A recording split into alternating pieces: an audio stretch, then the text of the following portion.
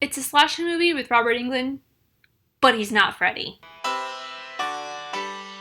Hey, I'm Amy and welcome back to the Horror Checklist, a month full of scary and not so scary, but mostly Halloween related videos. And today we are talking about Behind the Mask, The Rise of Leslie Vernon. I absolutely love this movie.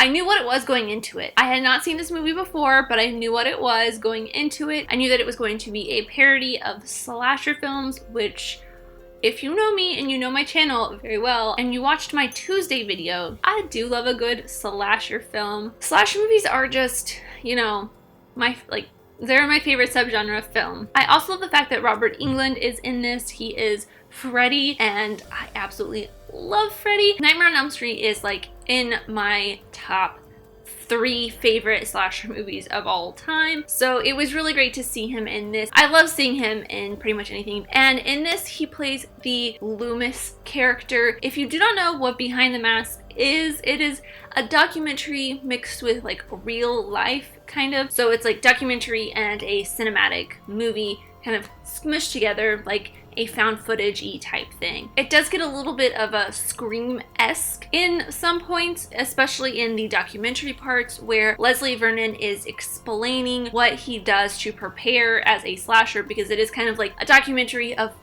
what a slasher does, why a slasher does what he does, kind of his method. It hits on a lot of the tropes, things like the final girl, the groups of friends, the way a slasher walks very slowly behind the victims who are running, but still seems to keep up. Well, you gotta be able to run like a freaking gazelle without getting winded.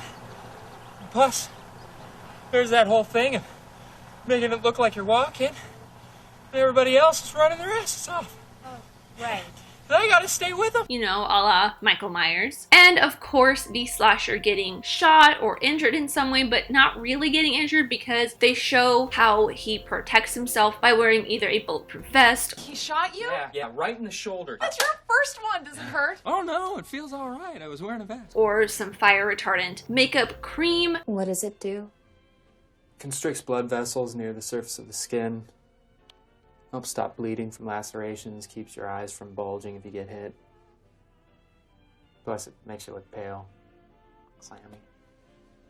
And I've mixed in my own special concoction of fire retardant. It's pretty sweet. It is a really great companion piece to Scream that focuses more on the victims and also pokes fun at the tropes, while this one kind of in a way flips it on its head and pokes fun at these tropes still, but looks at it through a different lens, more of the way the killer will see or prepare for some of the things that you see on screen. Like I had mentioned earlier, it does weave between a more documentary or found footage style with a cinematic style. It is an interesting touch and it gives it a little bit something extra, but sometimes when it's going between them too much, it takes away from either one at certain points. When it does finally switch from a full documentary type style to the full cinematic style for the third act, it flows a little bit better because there is a hard switch from the two, whereas in the first 2 acts it is a little bit like you're watching everything through the found footage, through the documentary camera, but then it'll switch to the cinematic and it doesn't really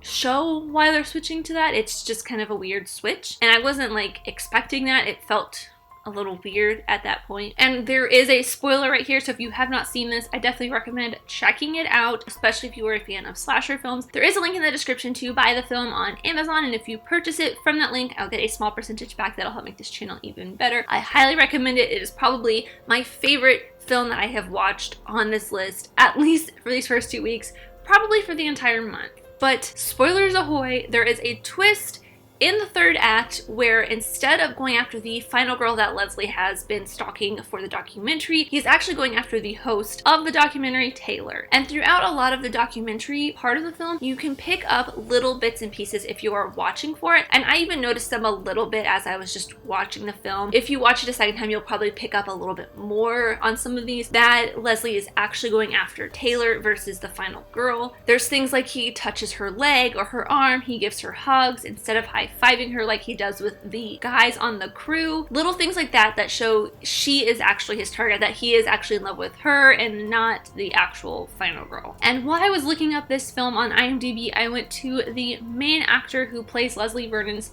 IMDb page, and it said that there was a sequel to this coming out, which I am 100% on board for. There hasn't been really any updates, I think, since like 2017, maybe 2018, but I am 100% on board for that because I absolutely love this. You know what? Something else I didn't talk about is the Robert Englund aspect and all of the other slashers, because in this, slashers like Michael Myers, Jason Voorhees, and Freddy are all canon. They're all real people that are like kind of legends that have real jobs, or that this is their kind of job, and it's so cool, especially since Robert Englund is in this. It gives it a very meta feel, which is kind of my type of humor. I love it so much. But that is all I have for this film. If you have seen it, let me know your thoughts in the comments down below. If you have not, of course, there is that Amazon link in the description, and I just, if you have not seen this and you like slasher films, if you like horror films, this is a must watch. It is a new favorite of mine. But thank you guys so much for watching. I really truly do appreciate you. Whoever you are, let me know who you are in the comments down below, and let's be friends. If you enjoyed this, leave a like and subscribe if you're new, because I love talking on things, movies, TV shows, filmmaking, history, all that fun stuff, and I'll see you next time. Bye!